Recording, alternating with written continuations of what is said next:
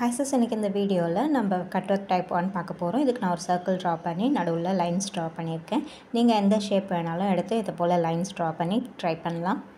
இந்த type 1 cut ஒர்க்கை நம்ம 2 மெத்தட்ஸில் பண்ணலாம். ஒன்று வந்துட்டு ஃபர்ஸ்ட்டு இந்த லைன்ஸுக்கெல்லாம் அவுட்லைன் கொடுத்துட்டு அது மேலே ஜிக்ஸாக் ஸ்டிச் கொடுத்துட்டு இந்த எக்ஸ்ட்ரா இருக்க கிளாத் எல்லாம் வந்துட்டு பர்ன் பண்ணி எடுக்கலாம். இன்னொரு மெத்தட்னாக்கா ஃபர்ஸ்ட் பேஸ் ஸ்டிச் மட்டும் கொடுத்துட்டு பர்ன் பண்ணி எடுத்துட்டு அதுக்கப்புறமா ஜிக்ஸாக் ஸ்டிச் கொடுக்கலாம்.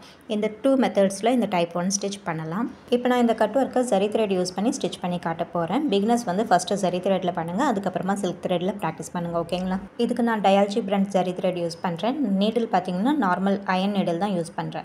எப்போவுமே ஃபஸ்ட்டு அவுட்லைன் ஸ்டிச் பண்ணிவிட்டு அதுக்கப்புறமா லைன்ஸ் ஸ்டிச் பண்ணுங்கள். இப்போ நான் இந்த இடத்துலேருந்து ஸ்டார்ட் பண்ணுறேன். இந்த 2 லைன் மீட் ஆகிற இடத்துலேருந்து ஸ்டார்ட் பண்ணுறேன். பிகினர்ஸ் வந்து ஸ்டார்டிங்கில் ஃபர்ஸ்ட் மெத்தட் பண்ணுங்கள். அது நல்லா ப்ராக்டிஸ் ஆனதுக்கப்புறம் நீங்கள் செகண்ட் மெத்தட் ட்ரை பண்ணலாம். ஏன்னா செகண்ட் மெத்தடில் நீங்கள் ஸ்டார்டிங்கில் ட்ரை பண்ணிங்கன்னா நீங்கள் பர்ன் பண்ணும்போது ஒரு ஸ்டிச் கட் ஆகிட்டாலும் உங்களுக்கு ரொம்ப டென்ஷன் ஆகிடும். அதனால் நீங்கள் ஃபர்ஸ்ட் மெத்தட் ஃபஸ்ட்டு ட்ரை பண்ணுங்கள், அதுக்கப்புறமா செகண்ட் மெத்தட் ட்ரை பண்ணுங்கள். ஓகேங்களா? நான் எடுக்கும்போது சிம்பிள் ஷேப்பாக எடுத்து நான் ட்ரை பண்ணி காட்டிகிட்ருக்கேன். ஏன்னா வீடியோவில் அந்த ஷேப் எடுத்தால் தான் உங்களுக்கு சீக்கிரமாக போட்டு காட்ட முடியும். அப்படிங்கிறதுனால நான் சிம்பிளான ஷேப் எடுத்து ட்ரை பண்ணிகிட்ருக்கேன்.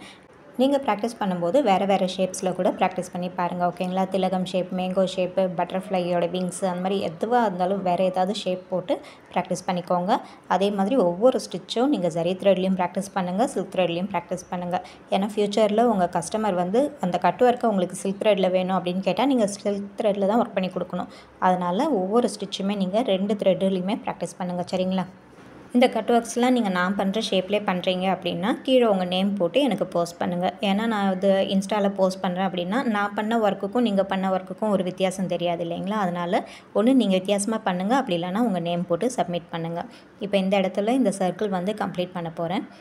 எங்கே ஸ்டார்ட் பண்ணணும் அந்த செயின்குள்ளேயே கம்ப்ளீட் பண்ணிவிட்டு அப்படியே டர்ன் பண்ணி இந்த லைனுக்கு நான் ஸ்டிச்சஸ் போட்டுட்டு போகிறேன். சில்க் த்ரெட்லையோ இல்லை ஜரி த்ரெட்லையோ இந்த மாதிரி ஸ்டிச்சஸ் போட்டுட்டு வரும்போது பாதியில் த்ரெட்டு கட் ஆகுதுன்னா அப்போ என்ன பண்ணணும் அப்படின்ட்டு நான் அடுத்த வீடியோவில் காட்டுறேன். இப்படி ஸ்டிச் போடும்போது கட்டானா என்ன பண்ணணும், ஒரு வேளை ஜிக்ஸாக் போடும்போது கட்டானா என்ன பண்ணணும்னு எல்லாம் அடுத்த வீடியோவில் பார்க்கலாம். இப்போ இங்கே இந்த அவுட்லைனில் இருக்கிற அந்த செயின் ஸ்டிச்சுக்குள்ளே ஒரு ஸ்டிச் போட்டுட்டு அப்படியே டர்ன் பண்ணி இந்த லைன் மேலே ஜிக்ஸாக் ஸ்டிச் போடுறேன். இப்படி ஜிக்ஸாக் ஸ்டிச் போடும்போது நல்லா நெருக்கமாக போடுங்க. அதாவது அந்த வி ஷேப் வந்து நல்லா நெருக்கமாக இருக்க மாதிரி போடுங்க. இந்த வி ஷேப்லாம் நல்லா நெருக்கமாக இருந்தால் தான் இந்த ஜிக்ஸாக் ஸ்டிச் எல்லாம் கம்ப்ளீட் பண்ணிவிட்டு நீங்கள் எக்ஸ்ட்ரா கிளாத்தை பர்ன் பண்ணும்போது இந்த ஸ்டிச்சு வந்து எதுவும் டேமேஜ் ஆகாமல் இருக்கும். வி ஷேப் எட்ட போட்டுட்டிங்கன்னா பர்ன் பண்ணும்போது அடியில் இருக்க அந்த பேஸ் ஸ்டிச் டேமேஜ் ஆகும். அது டேமேஜ் ஆச்சுன்னா இந்த ஒர்க்கு ஃபுல்லாகவே வந்துட்டு உங்களுக்கு டேமேஜ் ஆகிறதுக்கு வாய்ப்பு இருக்குது. அதனால் இந்த வி ஷேப் நல்லா கிட்ட போட்டுக்கோங்க. முடிஞ்ச வரைக்கும் நீங்கள் போட்ட இந்த ஜிக்ஸாக் ஸ்டிச் மேலே மறுபடியும் இன்னொரு ஜிக்ஸாக் ஸ்டிச் வராத அளவுக்கு பார்த்துக்கோங்க. இப்போ நான் இந்த லைனுக்கு ஜிக்ஸாக் ஸ்டிச் போட்டிருக்கேன் இல்லைங்களா? இதிலே வந்துட்டு நான் திரும்ப ஜிக்ஸாக் ஸ்டிச் போட்டுட்டு போகக்கூடாது. அந்த மாதிரி பிளான் பண்ணி ஜிக்ஸாக் ஸ்டிச் போட்டுட்டு போகணும். இப்போ நான் கீழே வந்துட்டு அப்படியே இந்த சர்க்கிளில் ஜிக்ஸாக் ஸ்டிச் போட்டுகிட்டே போய் அடுத்த லைனை கண்டினியூ பண்ணுறேன். இப்போ இந்த லைன் வரைக்கும் ஜிக்ஸாக் ஸ்டிச் போட்டிருக்கேன். இதிலேருந்து இந்த லைனுக்கு போகிறேன். நான் எந்த மெத்தடில் எப்படியெல்லாம் போட்டுகிட்டே போகிறேன் அப்படிங்கிறதையும் கவனிங்க. நீங்கள் எந்த ஷேப் எடுத்தாலும் இதே மாதிரி தான் பண்ணணும். ஜிக்ஸாக் ஸ்டிச் ஒன்று மேலே ஒன்று ஏறக்கூடாது, அதில் கவனமாக இருங்க.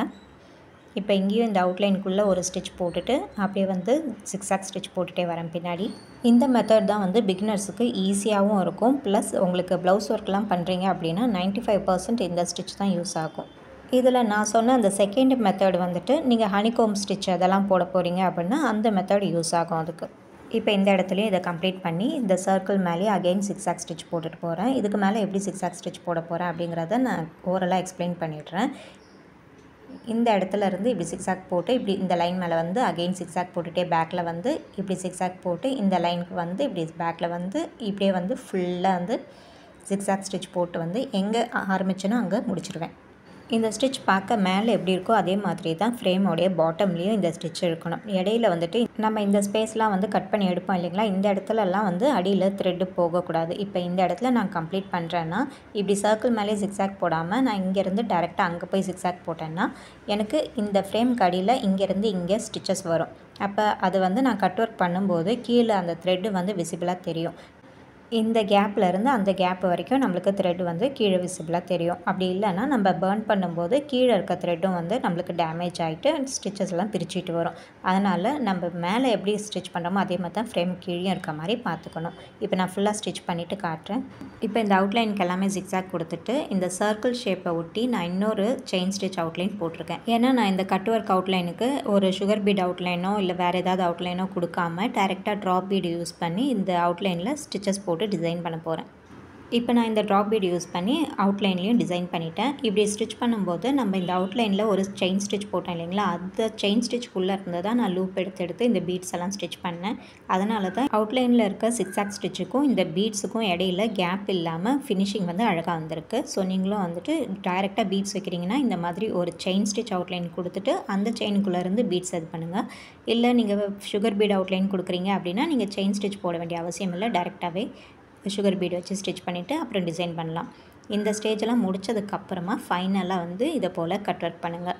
பிகினர்ஸ் வந்து ஊதுவத்தி வச்சே கட் ஒர்க் பண்ணுங்கள். ஏன்னா ஊதுவத்தியில் தான் ஃபயர் வந்து கொஞ்சமாக இருக்கும். நீங்கள் கொசுவத்தி அதாவது மஸ்கிட்டோ காயில் யூஸ் பண்ணிங்கன்னா அதில் ஃபயர் பெருசாக இருக்கும், உங்களுக்கு வேகமாக வந்து ஃபயர் ஆகிட்டுருக்கும். அதனால் பிகினர்ஸ் வந்து ஸ்டார்டிங்கில் ஊதுவத்தி மட்டுமே யூஸ் பண்ணுங்கள். ஊதுவத்திலையும் நெருப்பு வந்து இந்த மாதிரி கொஞ்சமாக இருக்கணும். ஊதுவத்தியை ரொம்ப பெருசாக அந்த நெருப்பு இருக்க மாதிரி இல்லாமல் இந்த மாதிரி கொஞ்சமாக நெருப்பு இருக்க மாதிரி வச்சுட்டு யூஸ் பண்ணுங்கள். இப்படி ஃபயர் பண்ணும்போது அடியில் ஒரு காட்டன் கிளாத் வச்சு அப்பப்போ அந்த ஸ்ப்ரெட் ஆகிற ஃபயரை கூல் பண்ணிகிட்டே இருங்க. ஊதுவத்தியில் இருக்க ஃபயர் ஜரி த்ரெட் மேலே படாமல் பார்த்துக்கோங்க, இல்லாட்டினா ஜரி த்ரெட்லாம் ரொம்ப கருப்பாக தெரியும். ஊதுவத்தியை இப்படி கிராஸாக பிடிச்சிட்டு தேவையில்லாத கிளாத்தை மட்டும் பர்ன் பண்ணி விடுங்க. நம்ம எவ்வளோ தான் கேர்ஃபுல்லாக பர்ன் பண்ணாலும் இந்த மாதிரி பர்ன் பண்ணும்போது இந்த அவுட்லைனில் ஜிக்ஸாக் ஸ்டிச்சிலலாம் நம்ம போட்டிருக்க இந்த சரி த்ரெட்லாம் வந்துட்டு கருப்பாயிடும்.